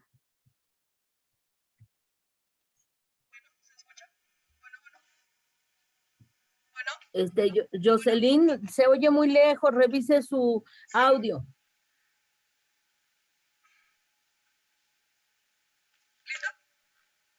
No, no le escuchamos. No entiendo su pregunta, Berenice. ¿La puede describir más? Porque puede ser la orquídea, pero no sé a qué se refiere la pregunta. Bueno, entonces aquí estamos en los específicos, en los generales o de mantenimiento, y después viene la última parte, ¿sí? Que es la intensidad de la respuesta, ¿sí? Entonces, para que haya una respuesta adecuada por parte de las plantas, ¿sí? Aquí está lo que lo que Paulina estaba preguntando, ¿sí? Tengo que conocer el proceso fisiológico que se desea modificar, ¿sí? Tengo que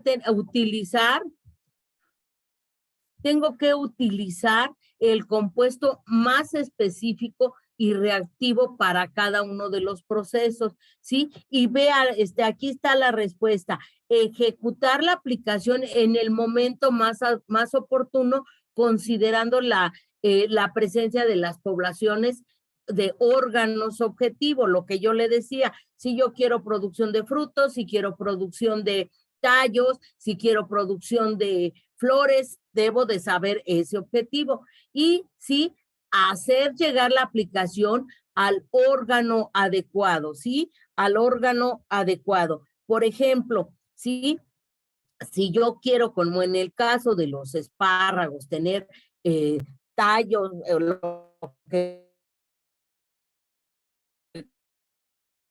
con tiernos, entonces ahí dirijo la aplicación, ¿sí? Y utilizar la dosis indicada para la especie y para el proceso a regular, ¿sí?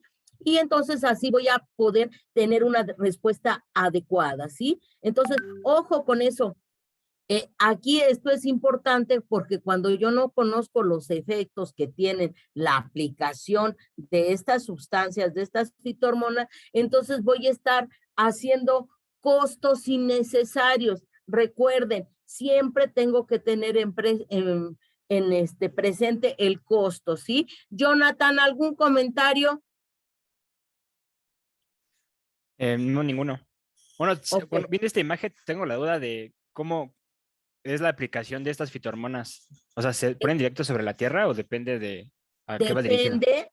A ver, Catrina, ayúdele ahí a esta Marlene para que veamos cómo se estaban aplicando las fitohormonas. Ahí en la presentación está. Sí, por favor, voy a dejar de compartir. ¿Sí puede, Catrín?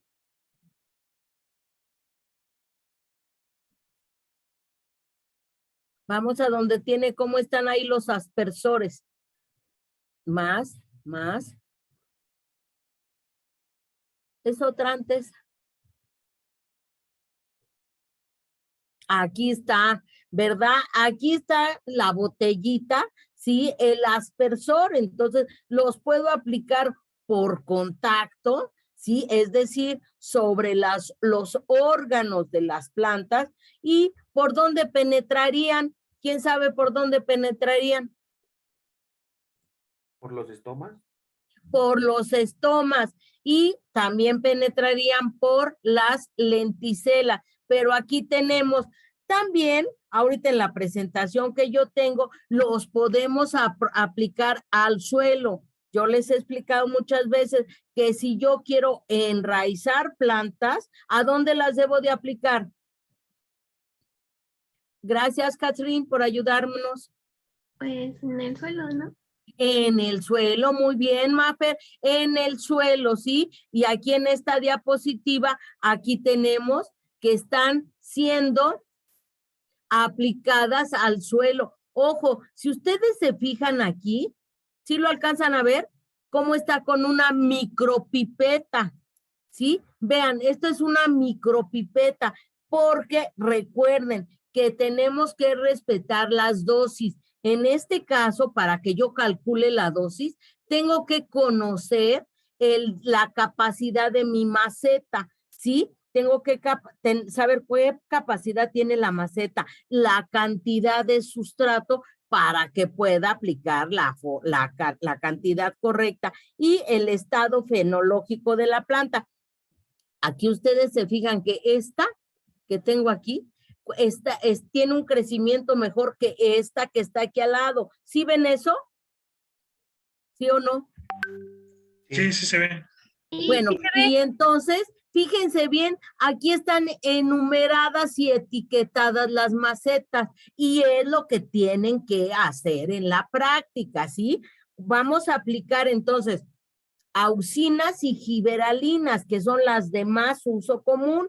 Entonces voy a tener que marcar, etiquetar mis macetas. Voy a ponerles, estas 3 macetas son de auxinas. Entonces aquí le pongo T1A, T2A, T3A. ¿Qué quiere decir? Que esta es la maceta 1 de la auxina, que esta es la maceta 2 de la auxina y esta es la maceta 3 de la auxina. Y, por ejemplo, en estas 3, yo podría decir, a estas les voy a aplicar las giberalinas, entonces las etiqueto, y a esta, ¿sí?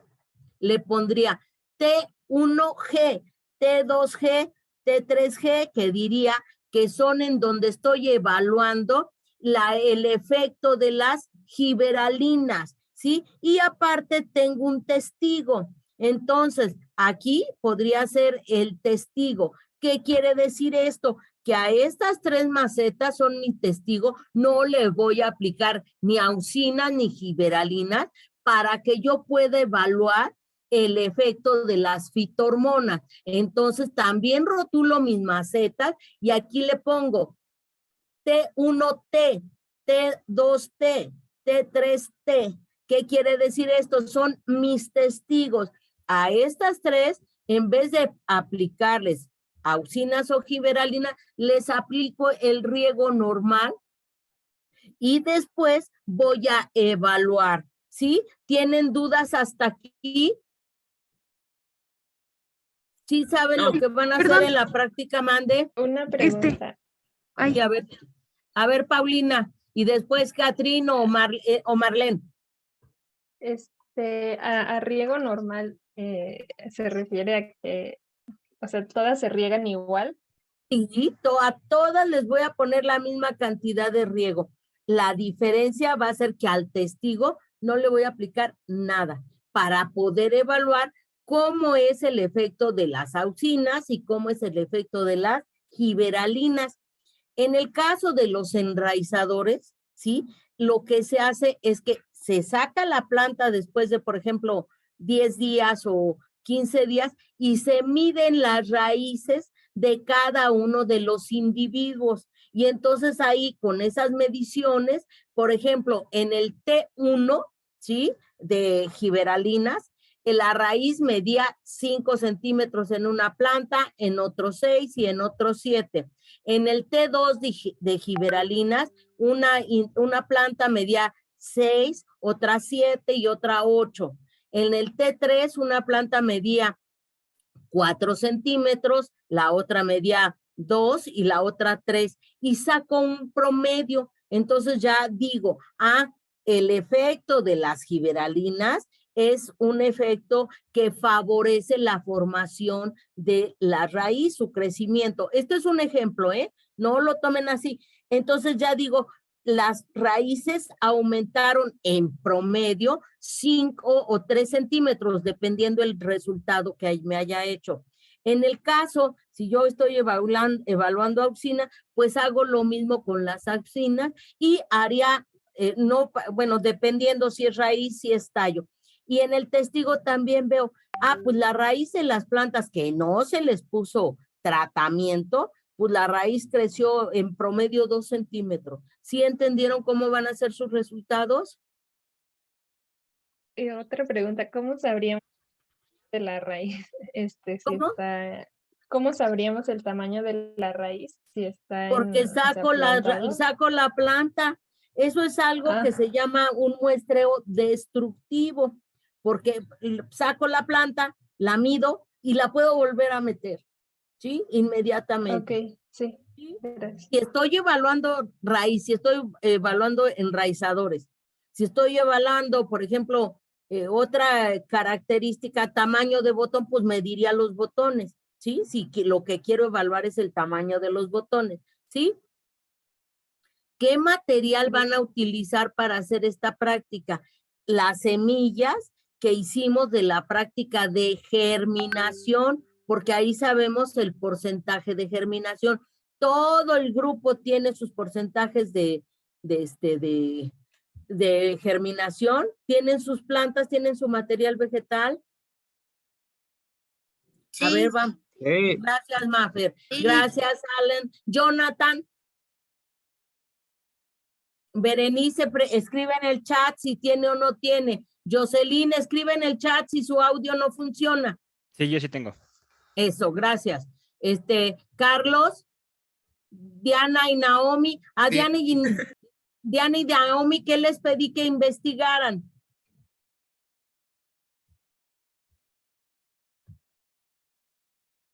Bueno, como Diana y Naomi no nos contestan, entonces... Sí, le pusimos en el chat. A ver, vamos a ver el chat. ¿Quién me quiere leer lo del chat? ¿Qué dice? Solo dice que sí. No, pues que necesitamos la información. ¿Dónde está? Bueno, nos faltan 10 minutos. Yo quise avanzar los temas para no atrasarnos en el curso, pero la práctica, quiero que aventajen en la práctica, ¿sí? Porque esto es un proceso que tengo que seguir, la fenología de las plantas, ¿sí? Lo van a hacer por equipo, pero de manera individual cada alumno va a subir sus resultados. ¿Sí les queda claro? Sí. Sí. Gracias. Sí, está claro, sí. Sí. Claro. Ahora, ¿alguien investigó lo de los costos? Porque no está permitido que en las prácticas en sí tengan un costo elevado. Por eso les preguntaba que si habían investigado los costos. Sobre 500 pesos, pues no se puede porque sería carísimo. Y ahorita yo no sé si de manera libre y por su propia voluntad ustedes se reúnan, porque la indicación es que no nos reuniéramos, pero, o sea, ustedes contéstenme. De auxinas y giberalinas, los costos de eso.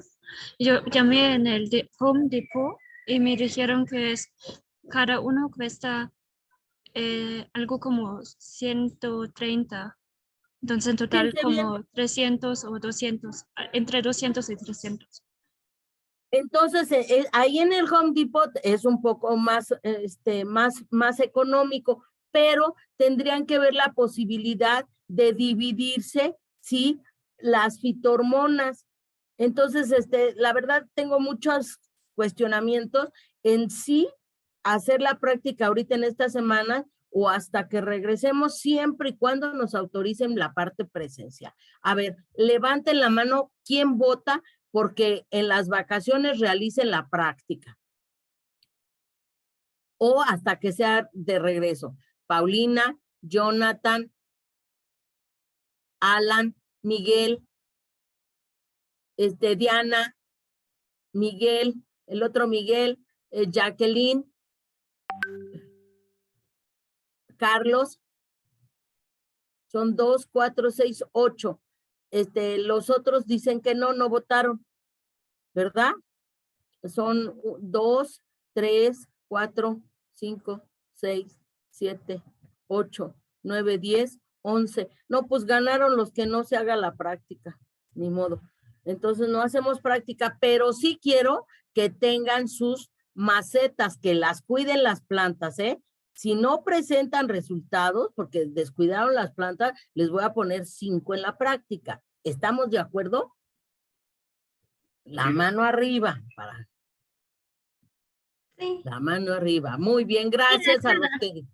Bueno, entonces vamos a finalizar la clase el día de hoy, que yo me sentí un poco incómoda, tendiendo a mal, porque no participaban como otras veces. Entonces, bueno, eso es 1. 2, tienen que seguir revisando, dándole seguimiento a sus plantas para cuando regresar, ¿sí? Ya no vamos a exponer lo de los proyectos, dice Miguel Guerrero. Tenemos 8 minutos, Miguel. ¿Quieren exponer ustedes su proyecto? Porque la clase termina a las 3, ¿sí? Miguel, ¿sí? Sí, está bien. Bueno, gracias, Miguel. Ahorita anoto las evaluaciones. Carlos, anótese para la agenda, ¿sí? Regresando de vacaciones. Vamos a empezar con las presentaciones del examen, ¿sí? Eso es la actividad número 1. Número 2, ¿qué sigue en el temario? Yo no les voy a decir, quiero que me digan después de los reguladores de crecimiento, ¿qué sigue en el programa de la asignatura? ¿Quién lo quiere escribir en el chat? Los inhibidores de crecimiento. Los inhibidores, que ya empezamos a ver algo, ¿sí? Inhibidores. Entonces, Carlos, anótese por favor a Jocelyn para que prepare esa presentación. Inhibidores del crecimiento, ¿sí? Por favor. Gracias, Pau. ¿Qué más sigue, Diana, Gabriela?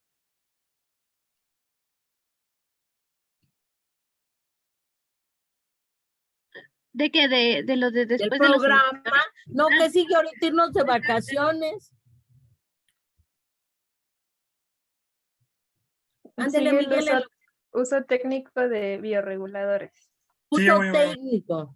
Quiere decir cómo vamos a aplicar esos inhibidores o esas fitohormonas, ¿sí? Gracias, Paulina. Carlos, anótele un punto más en esta clase a Paulina y otro a Kelly, otro a Catrín y a esta Marlene.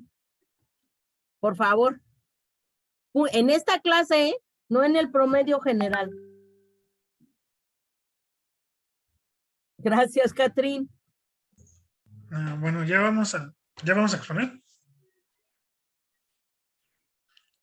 Claro. Bueno, les vamos a presentar nuestra propuesta, la que trabajamos entre Jonathan, Miguel y yo.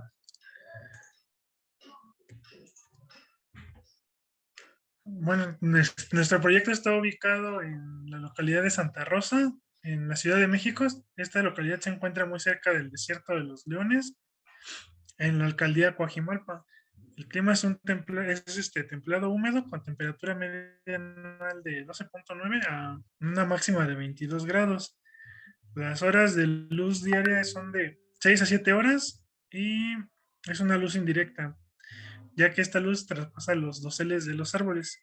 Y aquí podemos ver una foto del sitio que ocupamos para nuestra propuesta. Y pues se trata de un jardín de acceso, el cual va a funcionar a su vez como un jardín recreativo y cuenta con una zona de descanso y de contemplación. El área aproximada que consideramos es de 55 metros cuadrados. Y aquí está nuestra paleta vegetal que va a explicar Jonathan. Bien, para la selección de los árboles, los decidimos de que sean básicamente de porte bajo y que tuvieran un atractivo para el diseño. El primero que escogimos fue el arce japonés, el cual lo escogimos gracias a su follaje que tiene colores rojos a verdes muy atractivos. El otro es un árbol de cepillo que lo escogimos gracias a su flor, que es muy, muy llamativa. Y también quisimos poner árboles frutales, los cuales escogimos tres, que es la higuera, el ciruelo y la granada. Ojo, el arce japonés está en México, No es nativo, no es, pero sí se pero da. sí está aquí, Jonathan. O Sí, sea, sí sí se da. es introducido, pero sí crece aquí. Sí se da. Gracias, listos. Siguiente, Miguel. En cuanto a los arbustos, escogimos vegetación básicamente que aguante el clima y que sea principalmente de sombra, por lo mismo de que el terreno está cubierto por árboles bastante grandes, entonces hay mucha sombra. Y bueno, para ellos... Ojo, antes de que suban la presentación, y fíjense bien, les voy a dar oportunidad, espárrago con acento, y aquí Asparagus meyeri, no les voy a decir cómo debo describir los nombres científicos, todas las especies vegetales con autor, eso se los voy a evaluar porque se los puse en el pizarrón, conste, ¿eh? Así es de que todos los alumnos vayan revisando las presentaciones. Es que la computadora no quiere, no, ya sabrán, adelante, y eso es lo que veo aquí rapidito. Sí. Bueno, entonces para los arbustos escogimos el espárrago meyeri, el helecho chivo, oreja de elefante negra, que esta es básicamente por su color llamativo negro, y costilla de Adán, y helecho plumoso. Y por último, los cubresuelos, escogimos el ayube, ya que tiene tonalidades morado-verde que son muy atractivas. La especie nombre común no me olvides, que la elegimos por su floración y además de que aguanta esta semisombra bastante bien. También elegimos la hoja rubí, la leptinela y la llamada sapito. Bueno, aquí pues investigamos un poco acerca de los requerimientos de cada especie en el estrato arbóreo. Pues encontramos también, nos fuimos de este lado, de árboles de porte bajo, como lo mencionaba la doctora, pues porque nada más teníamos un 50 centímetros de sustrato y pues que aguantara las condiciones. Tantito, aquí vamos a corregir, si ustedes tienen un área jardinada natural, pues obviamente que en cuanto que pusieron árboles, está bien porque pues la profundidad del suelo, sí, es la adecuada. Además, yo pienso que ya hay vegetación ahí arbórea que resiste. Ojo, aquí en los requerimientos le voy a poner la cita bibliográfica, tomado de, ojo, para cada una de las diapositivas, porque en la anterior no vi ninguna cita bibliográfica. La bibliografía va por diapositiva. ¿Sí, muchachos y muchachas? Adelante. Aquí también tomado de, ojo, los autores no cursivas, ¿sí? Por ejemplo, Linneo no cursiva, Acri, Prunos, ¿sí? Seracífera, el autor no cursiva. Adelante.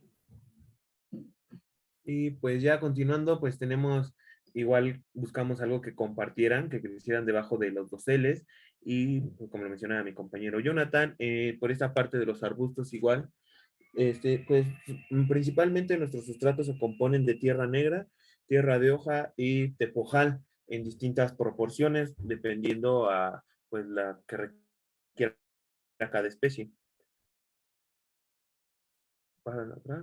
Igual en los cubresuelos, y en los cubresuelos también agregamos un poco de perlita por ahí en unos artículos que estábamos leyendo. Ojo, ¿cuáles artículos? Por eso quiero ver la bibliografía. Donde dice perlita, a ver, no veo dónde dice perlita. Ahí, entonces aquí le pongo Rodríguez 2020, ¿sí? Y eso quiere decir que el autor Rodríguez propone esta mezcla, ¿sí, muchachos? Para todo el grupo, ¿sale? Sí, está bien.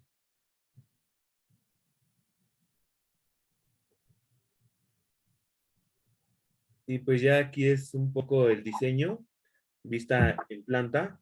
Los árboles, bueno, los árboles ya existentes se marcan con un tono gris, se pueden ver. Y pues tenemos como básicamente 2 zonas o 4 zonas, que sería del lado derecho, donde se ve no me olvides, la color amarillo, es una zona donde entra un poco de sol, ya que esta planta sí requiere pues un poco más de sol que las otras, igual que la alternatea, ¿no? La hoja rubí. Igual más a la izquierda encontramos otra zona donde igual es propiamente de estas mismas especies que requieren un poco más de sol, y las fuimos acomodando conforme estaban, igual el espacio nos lo iba dando, pues ya las costillas de Adán, estas alocáceas, los espárragos y los helechos, pues ya fueron como plantas que aguantan más esta sombra y esta humedad, y es por eso que las acomodamos ya en bajo los doseles de los árboles.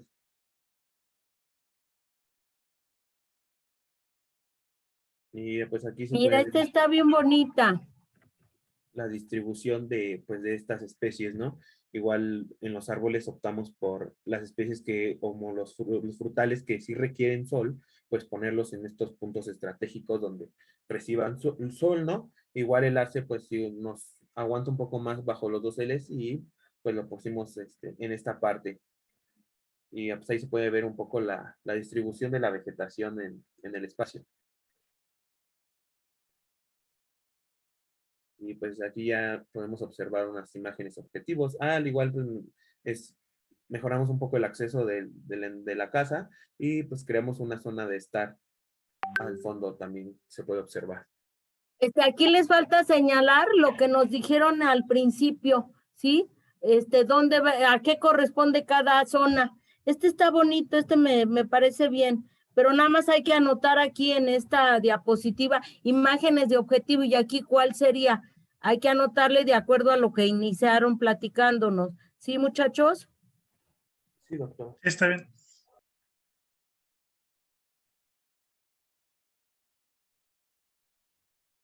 Muy bien.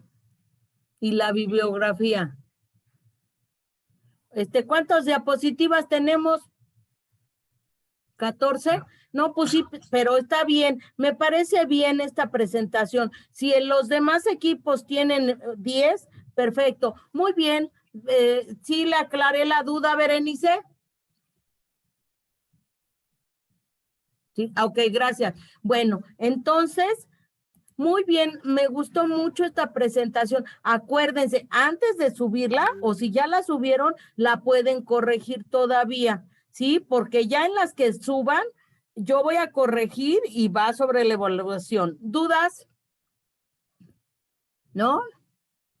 Hoy no tuvieron dudas. No.